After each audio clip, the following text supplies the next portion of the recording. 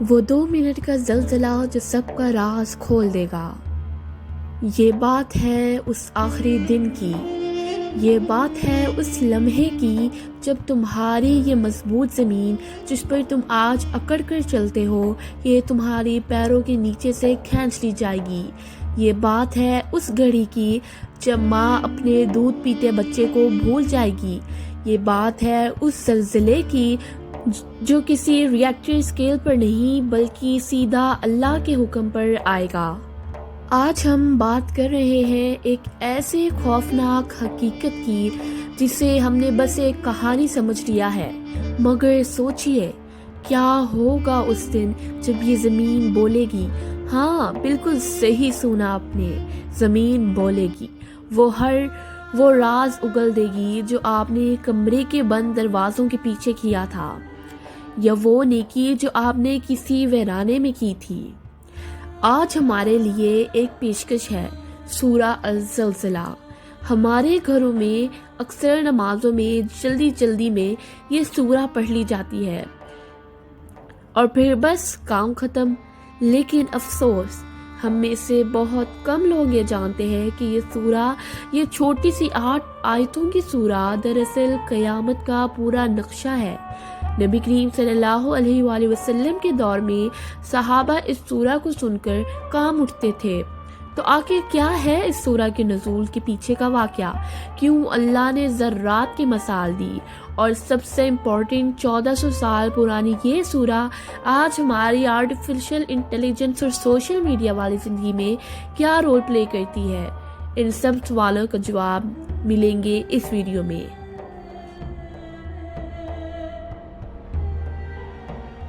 Scholars کے مطابق یہ سورہ مدینہ میں نازل ہوئی، کچھ اسے مکہ میں بھی کہتے ہیں، لیکن اس کا کانٹیکسٹ سمجھنا بڑا دلچسپ ہے۔ اس وقت لوگوں کی ایک مینٹیلٹی بن گئی تھی، 2 طرح کی سوچ تھی جو سوسائٹی میں پھیل رہی تھی۔ یار، میرے پاس تو دینے کے لیے بس یہ کھجور کا ایک ٹکڑا ہے یا تھوڑا سا کھانا ہے، اس چھوٹی سی چیز کا اللہ کے یہاں کیا ہی اجر ملے گا۔ دیکھا آپ نے، لوگ چھوٹی نیکی کو بیکار سمجھ کر چھوڑ رہے تھے اور چھوٹے گناہ کو معمولی سمجھ کر رہے تھے۔ انہیں لگتا تھا کہ حساب کتاب صرف بڑی چیزوں کا ہوگا۔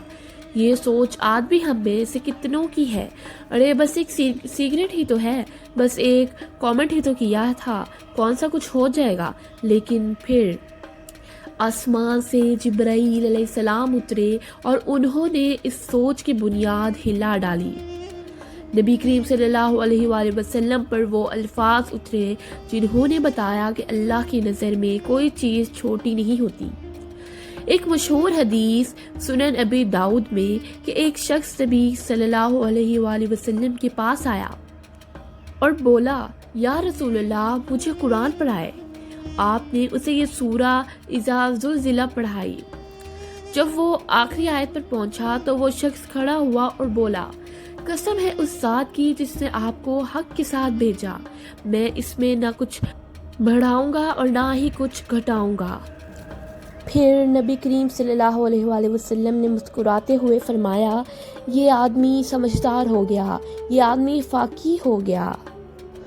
تو چلیے اس سورہ کو سمجھتے ہیں جس نے اس ویلیجر کو ایک پل میں سمجھدار بنا دیا۔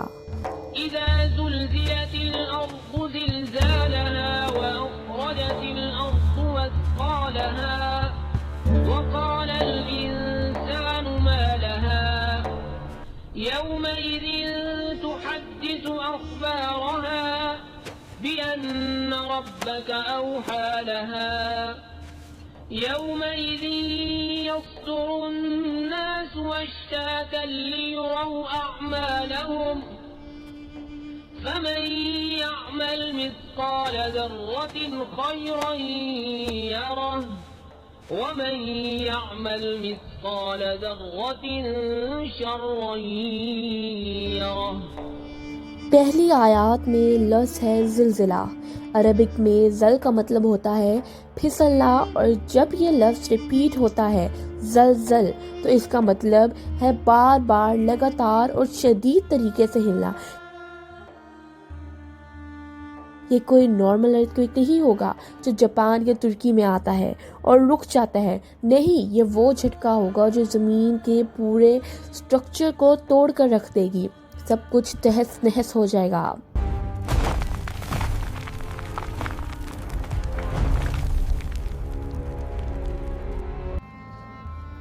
اور زمین اپنی بوجھ باہر نکال پھینکے گی.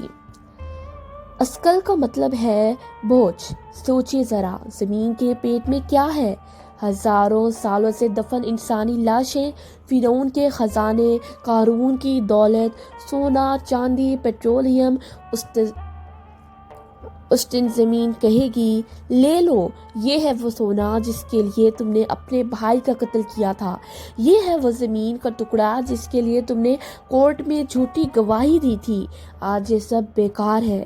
ایک حدیث کا مفہوم ہے کہ اس دن سونا اور چاندی کے ڈھیر لگ جائیں گے، لیکن کوئی انہیں دیکھنا بھی پسند نہیں کرے گا. اور انسان کہے گا، اس سے کیا ہو گیا ہے؟ انسان جو آج سائنس اور ٹیکنالوجی پر اتنا گھمنڈ کرتا ہے، اس دن وہ بالکل کلولیس ہو جائے گا، پینک میں ہوگا. یہ کیا ہو رہا ہے؟ گریوٹی کہاں گئی؟ پہاڑ کہاں اڑ رہے ہیں؟